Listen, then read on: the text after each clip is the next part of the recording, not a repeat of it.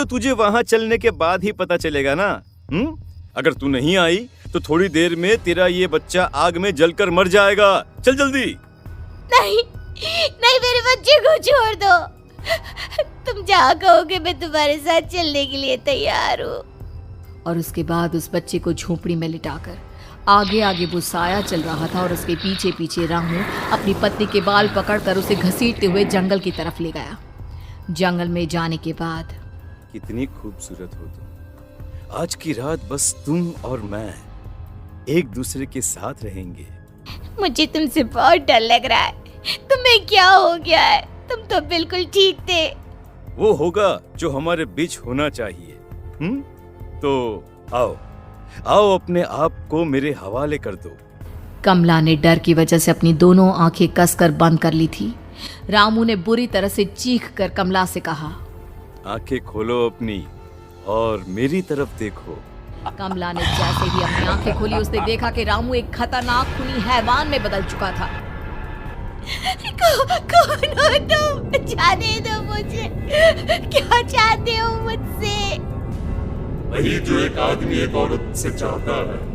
मैं तुम्हारा पति रामू नहीं, बल्कि इस जंगल का एक भेड़िया हूँ, और आज की रात तुम्हारे खून से अपनी प्यास बुझा जाऊं। और उसके बाद वो जंगल कमला की दर्दनाक चीखों से गूंज उठा।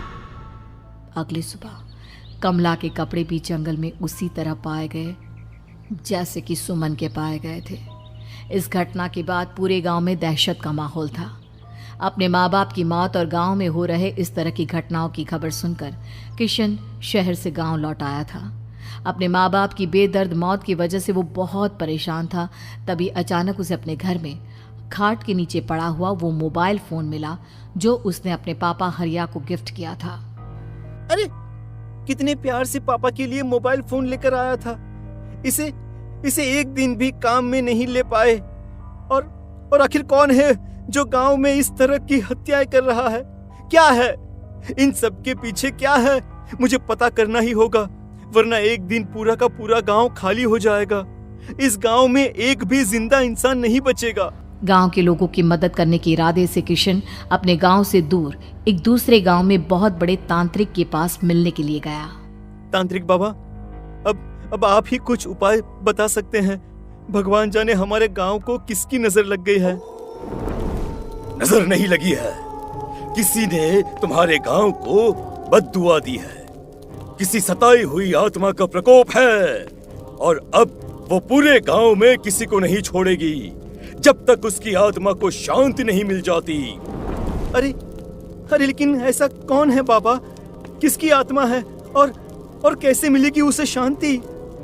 मौत है, मौत कहीं से भी आएगी और सबको निगल जाएगी। इससे बचने का सिर्फ एक ही उपाय है, लेकिन उस उपाय को करना आसान नहीं होगा। जो भी उस उपाय को करने की कोशिश करेगा उसकी जान जा सकती है। भले ही मेरी जान चली जाए, लेकिन मैं अपने गांव के लोगों की जान बचाने की पूरी कोशिश करूंगा बाबा। तो ठीक है, फिर अगली अमावस की रात जैसा मैं कहता हूँ वैसा ही करना।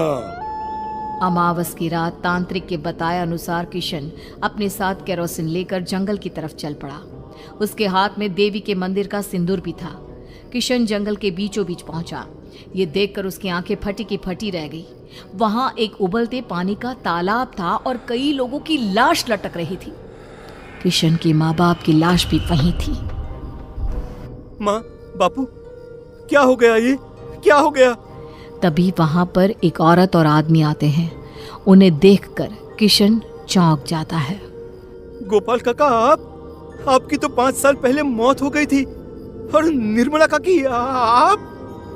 मौत तो हो गई थी, लेकिन तुम ये नहीं जानते कि हमारी मौत कैसे हुई थी।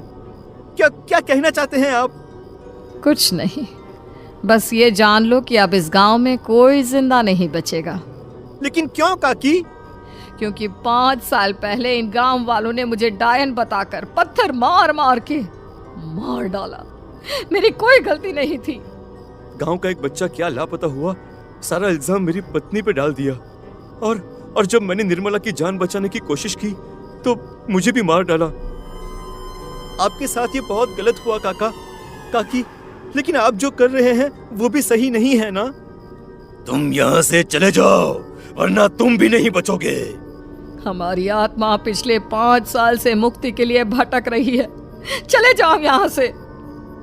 मौका देखकर किशन सिंदूर उन दोनों के ऊपर डाल देता है। उनका शरीर जलने लगता है और वो भयानक तरीके से चिल्लाने लगते हैं। अगले ही पल किशन उनके ऊपर कैरोसिन डाल देता है और वो दोनों जल जाते हैं।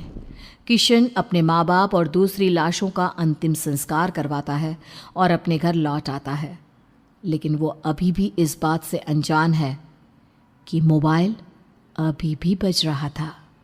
मैं मौत हूँ, मौत हूँ।